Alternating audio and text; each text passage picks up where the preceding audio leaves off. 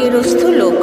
তার অনেক টাকা পয়সা ছিল ঠিকই, কিন্তু তিনি ছিলেন বেজায় কৃপণ। তার ছিল ছয়টা ছেলে মেয়ে। ছেলে মেয়েদের তিনি খুবই ভালোবাসতেন। তবে গোলমাল বাধত তখনই যখন ছেলেমেয়েরা কিছু চাইতো। কিছু চাইলেই তিনি বলতেন, পাবো কোত্থেকে? দেখতে পাচ্ছিস না সংসারের খরচ কত বেশি? আর অমনি ধমক দিয়ে বলতেন, শুধু চাই চাই আর চাই না।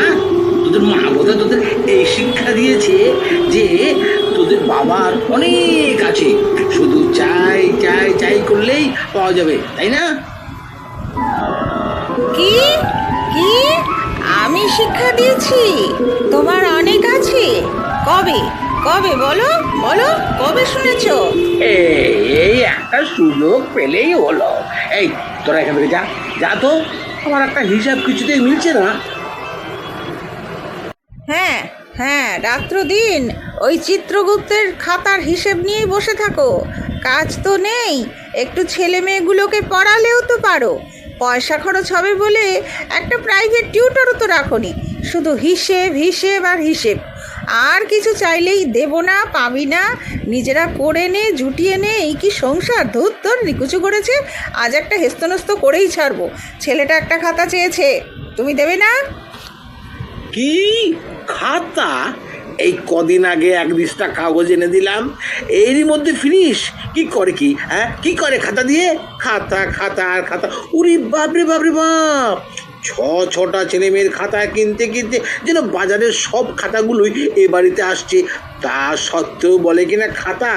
এই আজকা শোন, আজ থেকে খাতা পাবি না। আজ থেকে কি করবি? স্লেট পেন্সিলে লিখে লেখায় প্র্যাকটিস করবি, বুঝেছিস? আচ্ছা বাবা, তাই করব। তাহলে স্লেট পেন্সিল কিনে দাও। হ্যাঁ, ওটাও কিনতে হবে?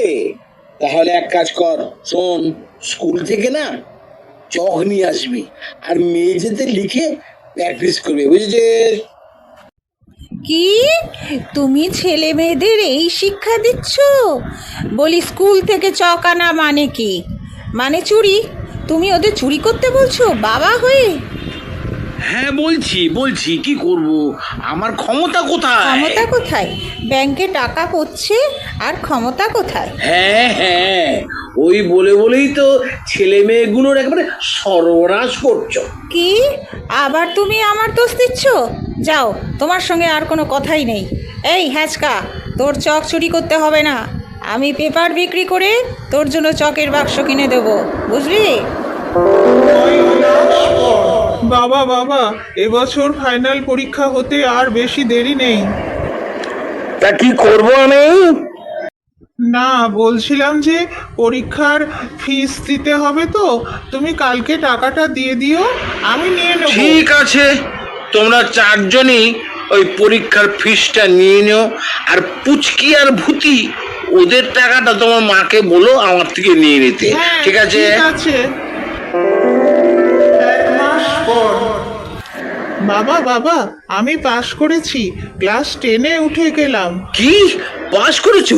ওরে বাবা, খরচা ভালো আর কি। বাবা কিছু বললে না? তুমি খুশি হওনি? হ্যাঁ, ঠিকই আছে। বুঝলি, তুই তো পড়াশোনায় ভালোই তো। ঠিকই আছে। এখন থেকে তুই চেষ্টা কর, দেখ ওই কারো কাছে পুরনো বইটি পাওয়া যায় কিনা, সেগুলো জোগাড় করে পড়তে তো হবে। বল পড়তে তো হবে। না বাবা, পুরনো বই এবছর আর চলবে না, সিলেবাস পাল্টে গেছে। কি পাল্টে গেছে? গেলেই হলো আর কি। শোন, ওই পুরনোই চলবে। যা ভাগ এখান থেকে ভাগ। বাবা, আমরা সবাই পাশ করেছি। বাবা, আমার কি সর্বনাশ হলো! হ্যাঁ, আমার সব পয়সা তো বই কিনতে সব খরচা হয়ে যাবে। তোরা ফেল করতে পারলি না রে। আবার নতুন বই। ওরে, এত লোকের ছেলে মেয়েরা ফেল করে, তোরা একটু ফেল করতে পারিস না? এখন আমি কি করব? সবে এতগুলো টাকা পরীক্ষার ফিস দিতে চলে গেল, তারপর আমার বই কেনা, আমি তো হার্ট ফেল করবো, আমি কি করবো রে? বাবা বাবা শান্ত হও, আমরা আর মন দিয়ে পড়াশোনা করব না। কথা দিচ্ছি রোজ খেলবো, তাহলে আমরা সামনের বছর আর নতুন ক্লাসে উঠবো না। তুমি কেঁদো না বাবা, তুমি কেঁদো না।